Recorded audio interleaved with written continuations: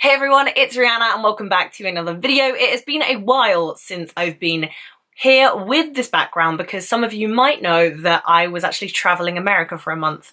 Just now, well, not just now, like got back a couple of days ago. This isn't going well already. I went traveling with Nicole from Nix and Nax, but just because we were traveling doesn't mean we didn't have time to watch movies. There were some big blockbusters out while we were in the USA, and of course we had to make time to go see them. So in this video I'm going to be doing a roundup of all of the films that we saw in theatres in America. So the first film I want to talk about is SpiderMan Homecoming. Now this is the latest addition to the MCU. It is a reboot of the God knows how many Spider-Mans that we've had before, but now Sony and Marvel have teamed up and the properties are one, and now we have a new Spider-Man in Tom Holland, who we previously saw in Captain America Civil War. And he impressed me so much in that film. I was really excited for Spider-Man Homecoming. I was a little bit iffy about how many trailers were coming out and how much was shown in those trailers, but from now, I should just know never to watch a Spider-Man trailer because it ruins everything. Anyway, we have Spider-Man Homecoming, and it obviously follows Peter Parker as he develops his powers as Spider-Man, and obviously he now has connections with the Avengers,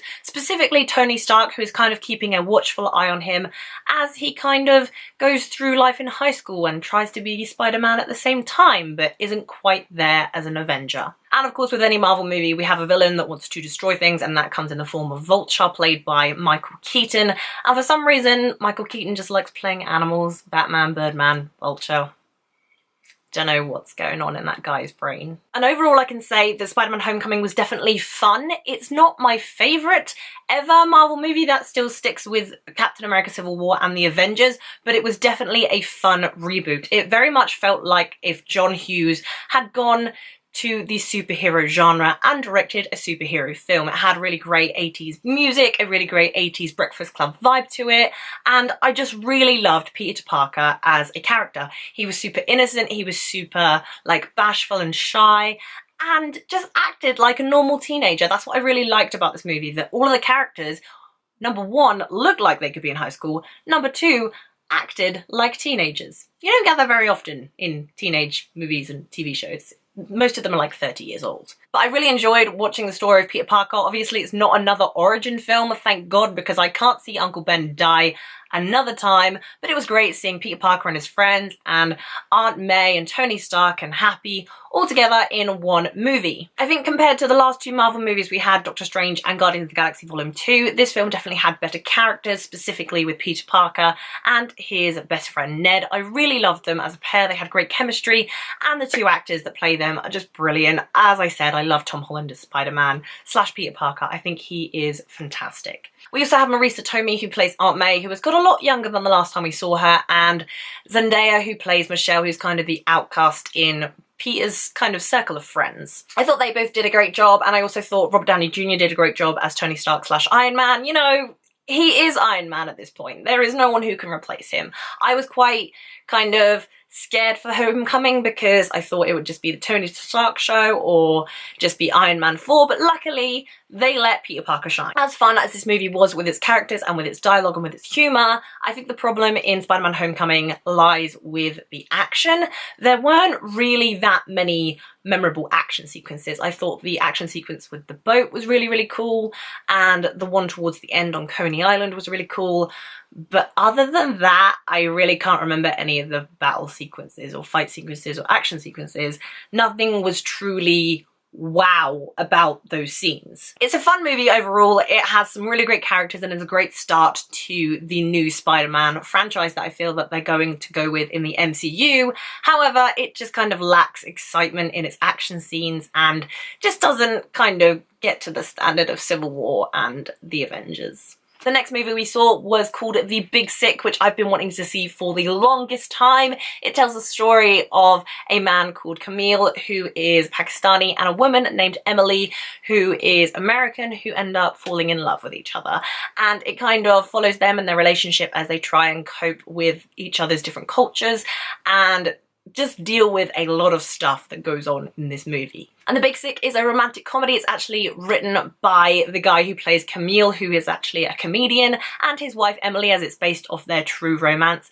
And you could just feel how like honest and just genuine this love story was, just between the chemistry between the actors and just from the writing of the film. It's so heartwarming and just honest and funny, and it reminded me a lot of Obvious Child in some ways because it was extremely honest humour, and I love honest humour. Zoe Kazan actually plays Emily in the film, and I thought she was great, and Ray Romano and Holly Hunter play her parents, who have quite a unique relationship with Camille when the film goes on, and I just thought it was wonderful seeing this mix of cultures in one film. The Big Sick has some really great humour, and I absolutely loved it. It's one of those surprises for 2017, and it's one of those rom-coms that I'm going to be watching for a very long time just because the jokes are so funny. So the next movie we saw was War for the Planet of the Apes, which I was highly anticipating because I loved Rise and I loved Dawn. I think they are great movies, and wasn't that great in my opinion. Lots of people love it, that's great, but I had a lot of issues. So War for the Planet of the Apes takes place sometime after Dawn of the Planet of the Apes. Now humans have developed this kind of disease where they can no longer talk and they start to speak like apes, and Woody Harrelson's villain, the Colonel, is not too happy about this and wants to end the ape race. So naturally Caesar and his regular crew, including Maurice the orangutan, have to go and stop Woody Harrelson from destroying ape kind, pretty much. Now, the one thing that is extremely consistent in all of these films is the motion capture. It is outstanding. It is insane how good Andy Serkis is in this role. It's insane how they can create these creatures. Maurice, there is some really nice close-up shots of the orangutan's face, and it looks incredible. It looks so good. There is no doubt in my mind that this should get Oscar nominations for visual effects just because it looks so incredible. I thought some of the music was great, and I thought some of the shots looked pretty cool, if I'm honest. But that's about where all of the positives stop. War for the Planet of the Apes for me was a strong start. It was exciting. I was excited to see more. I was excited for a intense thrill ride. And then the middle happens, and pretty much nothing happens in the middle except lengthy dialogues from Woody Harrelson, Caesar not doing what everyone else tells him to do, and little girls crying over apes they have known for 5 minutes and didn't cry over her dad. Spoilers, but it annoyed me. And then the end happens, and the end is this big battle, and so it seems that there is just this empty chunk of film in the middle section of the movie. And while yes, it's there to help create the plot and to develop the characters and whatnot, it just felt so long, so drawn out, and extremely boring to watch. The first act and the last act, exciting, cool, I could deal with it, but the middle act just completely let me down. I honestly don't feel like War for the Planet of the Apes was a kind of worthy sequel and ending to the franchise. Dawn of the Planet of the Apes was honestly insanely good. Every single time I watch it, it's just so intense. It's just, it's gone down on the roller coaster. Like, not in a good way, not in the Scream way. It's like you get on this roller coaster, right? And you think the dip is going to be really big. And it's just sort of like that. And then you go up again, and it's like this all the way through. The beginning is da da da da da. The middle is and the end is da da da da da. But even then, it's not a good da da da da da. It's just sort of a da da da da da. I should not be a professional film critic. I'm so thankful I'm not. So yeah, War for the Planet of the Apes. I wasn't the biggest fan. If you love it, that's great. I didn't. And the last film that I saw in America was Christopher Nolan's newest film, Dunkirk. If you don't already know, I love Christopher Nolan. He's one of my favourite directors working today, and I was so excited to see Dunkirk. Dunkirk tells 3 stories on different locations around Dunkirk in World War II, where thousands upon thousands of British and French soldiers were boarded in by the Nazis. These 3 stories take place on land, at sea, and in the air, and all of them connect in some way, shape, or form. And Christopher Nolan definitely likes to use the manipulation of time in his films, and he uses it so well in Dunkirk. It takes a little bit of time to get used to the fact that these are intertwining stories and it's all taking place over different periods of time, but when you get to the end of the film, It's just ingenious. On land, we follow the story of Tommy as he's trying to escape the beach of Dunkirk, get on any boat he possibly can in any way he can. He just wants to get out of there.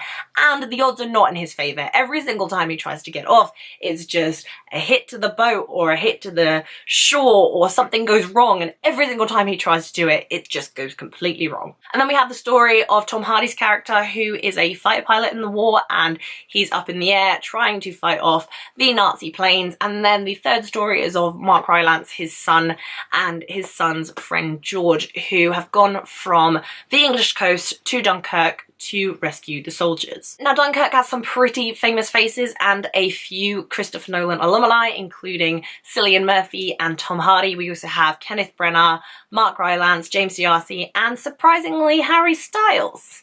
I know. And surprisingly enough, Harry Styles was one of the best actors in the film. His character probably got the most lines out of anybody, and he did a pretty great job. I was really surprised by him. And also Cillian Murphy and Tom Hardy really impressed, as well as Mark Rylance, who really impressed me, and the main actor, who I think you pronounce it Fionn Whitehead?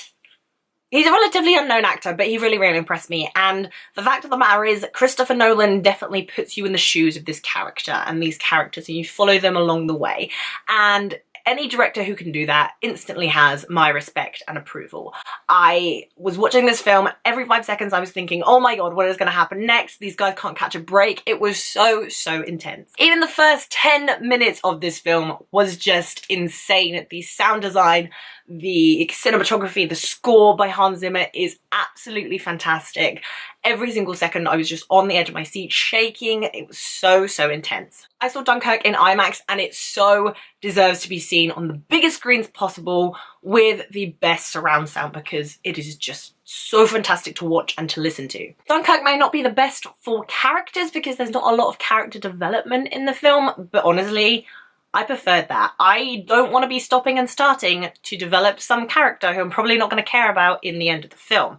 I think it was really effective how Christopher Nolan didn't develop most of his characters, because it kind of helped you get into the shoes of them more. It was like every single character in the film was every single man on the Dunkirk beach. You could literally put them in anyone's shoes and they would be in the same situation and they would be the everyman. I'm so glad Dunkirk didn't let me down. The cinematography was fantastic, the score was fantastic, the acting was pretty great, even though there's no standout performance, but the direction, the tension, just everything, the sound design was just incredible. I cannot wait to see Dunkirk again, because apparently the second time you watch it, you pick up on a lot more details. So I'm really excited to watch this one again. I absolutely loved it. It may be my new favourite of the year. I love Baby Driver, but I'll have to watch it again just to decide. So those were all the movies I saw in the theatre while I was in America. Let me know what you thought of the films if you've seen them down below in the comments. And if you like this video, please be sure to give it a thumbs up. And if you haven't already, please subscribe to my channel. I will be putting lots more videos up in the upcoming weeks. If you want to follow me on social media, I am rhiannatoria on Twitter, Facebook, Instagram and Letterboxd if you want to come follow me. And of course, thank you guys so much for watching. I'll see you very soon. Bye!